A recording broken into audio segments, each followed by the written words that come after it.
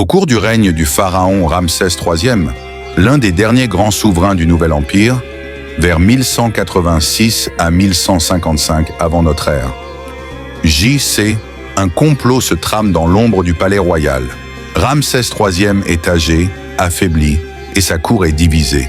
À cette époque, les femmes du harem royal jouent un rôle politique important, car leurs enfants peuvent prétendre au trône.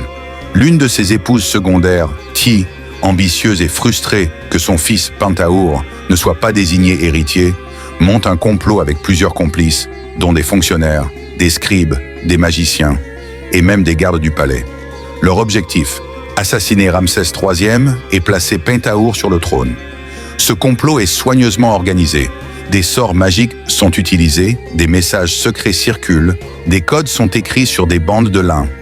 Le moment de l'attaque est prévu pendant une fête religieuse, lorsque le pharaon serait le plus vulnérable. Mais le complot échoue. Les conspirateurs sont découverts par les loyalistes de Ramsès. S'ensuit l'un des procès les plus célèbres de l'Antiquité égyptienne, connu grâce au papyrus judiciaire de Turin. Le procès révèle l'ampleur du complot. Plus de 40 personnes sont impliquées, dont des membres de la haute noblesse et du clergé. Tous sont arrêtés, jugés, torturés et exécutés de manière brutale. Certains sont contraints au suicide, d'autres brûlés vifs, une punition extrêmement rare dans l'Égypte ancienne.